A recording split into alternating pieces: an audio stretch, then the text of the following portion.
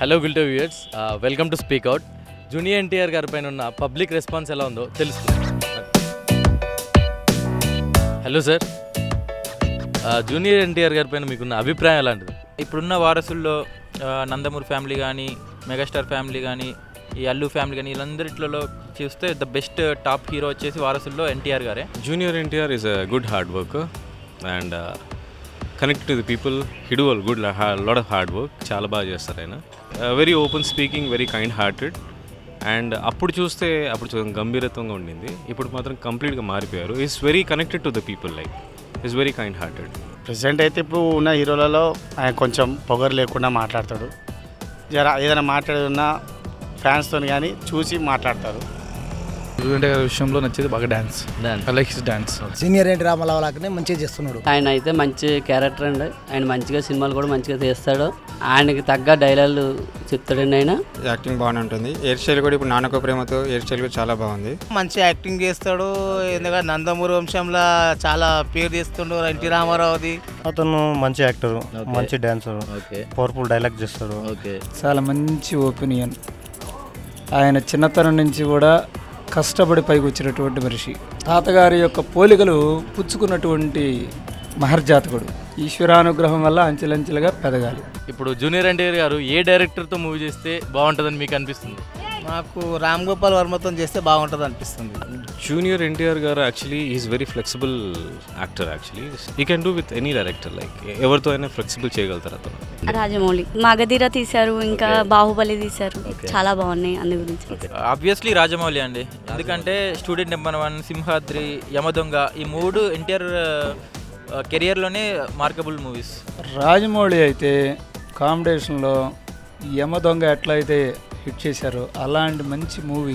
బాహుబలి అటువంటి రేంజ్లో ఇంకో సినిమా ఎన్టీఆర్ గారు రాజమౌళి గారితో తీయాలని మేము కోరుకుంటున్నాం. శంకర్ డైరెక్టర్ అయితే బాగుంటుంది. ఆయన రాజమౌళి గారు.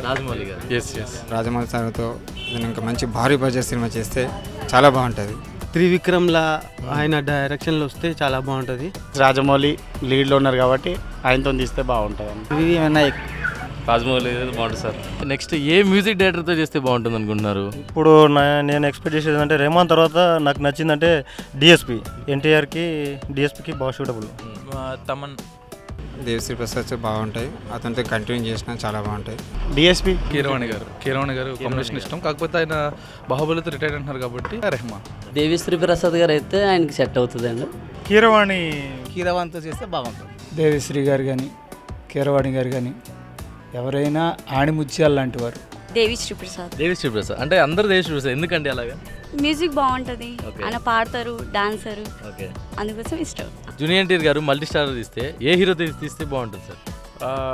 అల్లు అర్జున్. ఎనర్జీ లెవెల్స్ ఈక్వల్గా ఉంటాయి. ఎనర్జీ లెవెల్స్ ఈక్వల్గా ఉన్నప్పుడే మల్టీ స్టార్ అనేది అంటే వర్కౌట్ అవుతుంది. వెంకటేశ్వర చేస్తే బాగుంటుంది అన్న. పవన్ కళ్యాణ్ గారితో చేస్తే చాలా బాగుంటుంది. మాస్ మహారాజా మన రవితేజ గారు ఉన్నారు. ఇద్దరికైతే సూపర్ బాగా సెట్ అవుతుంది అనుకోండి. మహేష్ బాబు, ప్రభాస్ బాగుంటుంది. He can club with NTR. Pavan Kalyan garu చేయొచ్చు, మహేష్ బాబు గారు చేసినా కానీ. మల్టీ స్టారర్ అంటే ఇక అల్లు అర్జున్. పవన్ కళ్యాణ్ అయితే వాళ్ళ రీడింగ్లో ఉన్న పర్సన్. పవన్ కళ్యాణ్ జూనియర్ ఎన్టీఆర్ కలిపి తీస్తే ఇంకా ఒక లుక్ బాగుంటుంది. కళ్యాణ్ రామ్ తోటి జూనియర్ ఎన్టీఆర్ కనుక తీస్తే కనుక బాగుంటుంది. ఎందుకంటే అన్న తమ్ముళ్ళు కాబట్టి. పవన్ కళ్యాణ్ బాగుంటుంది సార్. బాలకృష్ణ గారితో, హరికృష్ణ గారితో, కళ్యాణ్ రామ్ తోటి. ఇప్పుడు నాగార్జున మనం సినిమా ఎలా తీసుకోవడానికి ఫ్యామిలీ మూవీ ఒకటి, ఆ టైప్లో నేను వీళ్ళందరి నుంచి ఒక ఫ్యామిలీ మూవీ ఎక్స్పెక్ట్ చేస్తున్నాను. Multi star, the big multi star అవుతుంది అనమాట. తారక్ గారిలో మీకు బాగా నచ్చే విషయం ఏంటండి? ఫ్యామిలీ సెంటిమెంట్ సినిమాలు.